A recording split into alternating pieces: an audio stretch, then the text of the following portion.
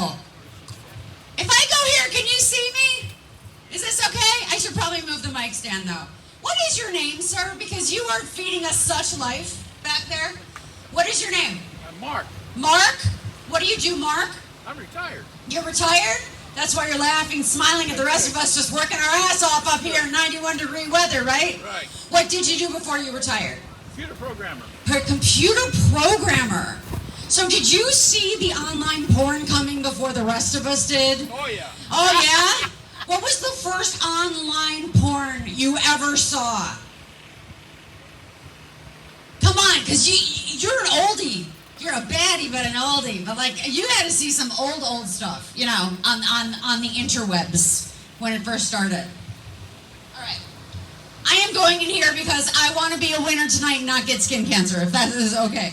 All right, so I said before that I've been married 23 years, and I know I got a couple married comics, couple almost married comics. Anybody married over here? No? You're like 12, so, you know, I'm glad you're waiting. Yeah. So I've been married 23 years, and it's very weird who you end up with. Because I met my husband when I was 24 years old, and back then I had a type. How old are you guys back there? 26. Okay, so you know, at 24 you had a type, right? Yeah, maybe it was like me. Like, I liked a tall guy. A lot of women are like, I like a tall guy. I need a tall guy. I'm a 5'7" Jewish woman who likes to wear heels. Have you seen my men? Most of them come in one size. Small. Okay? I walk into Temple and they look at me like I'm one of those blow-ups in front of a used car dealership. They're like, oh my God, she's so tall. And she uses her hands a lot, maybe not as much as her husband would like. So I liked a tall guy. I like Mediterranean men, you know, like tan, thick dark hair, big dark eyes, the opposite of your friend right there, who's very red-faced right now. I'm very sorry. I hope you are okay. Yeah, like anybody on that sea, on the Mediterranean Sea, would do just fine. Yeah, if you were tall and swarthy and an asshole, I was like Bob Barker. Come on down. You know, price is right. Out of that whole list, my husband is tall. That's it. That's all I got out of that list, which makes me the swarthy shithead in the relationship. Uh-oh. Yes! Wow, God loved my joke. What can I say? That was so cool. And I'm so glad I wasn't standing right there. My husband he's Jewish like me, but he is not tan. He is at best chalky. Okay? And in January in Chicago, he is translucent. I come home and I'm like, honey, are you home? You know? Yeah. Thick dark hair, like Mediterranean thick dark hair, no hair. And I should clarify, no hair. So much hair. He looks like a cat who walked too close to a candle. Just, you know? And like big dark eyes, no eyes. I mean, he has holes in his face. He can see. Okay? Yeah, but they're very small and they're almond shaped, or as my Jewish mother says, he's got to be Asian. My mother, so convinced that my husband is part Asian, that last year for Father's Day, she got him a DNA test. That is ballsy. Yeah. To be slick about it, she also got my two brothers DNA tests. I'm like, what did the card say, Mom? Happy Father's Day, let's make sure it's really him. That's not a good Father's Day present for your sons. Anyways, my husband, he's such a good guy. He takes the test. It comes back 99% Eastern European Ashkenazi Jew, 1% Kazakhstanian. That is the country where Borat is from. I looked at the test. I'm like, very nice. Sorry, I'm just watching that. Watch it at the blue tent. Watch it in the blue tent. I actually had to look at a map. Do any of you guys know where Kazakhstan is? Turns out it's the westernmost country on the Asian continent, and my mom told you he was Asian. Thank you very much. I have an impression of my mom. Do you guys want to hear it? Oh my God, it's so good. I've been practicing it for 50 years. Okay. All right. Ugh.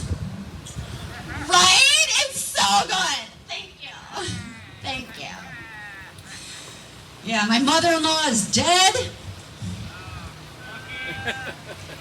I didn't do it. Don't worry, I didn't do it. No, she was fine. She just didn't like that her son married me and not her. Yeah, at her funeral, my husband's like, would you like to say something? I'm like, ooh, out loud? Not unless you want a funeral and a divorce today. Yeah. So I have two teenagers at home. Okay, you're teenagers? How old are you? Yeah. I'm 21. You're 21, so you're a teenager to me, because I am in my 50s. Are you a good daughter? Mom. Okay, that's right. Okay.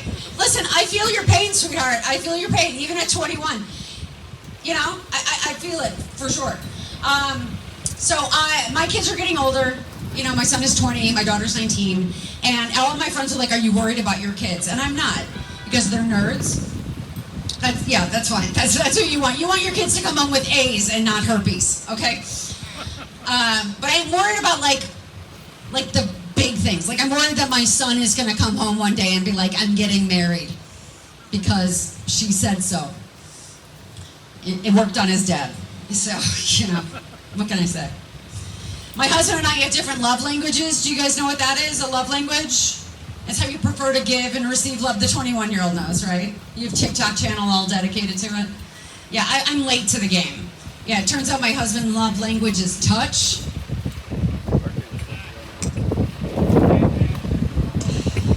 Gross. You know, touch yourself. But I have to give in because I really love the house. So every night, in order for this man to like go to sleep, he has to like wrap himself around me in like a jujitsu tree pose yoga move, you know? And one hand is always here. What is with you men? Right here. These two fingers, this nipple, you guys are out like a light. Like, peace out.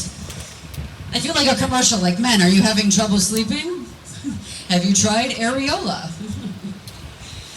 I'm going to leave you on this, because it's hot and then these things are blowing away and we're getting nervous. I am an empty nester.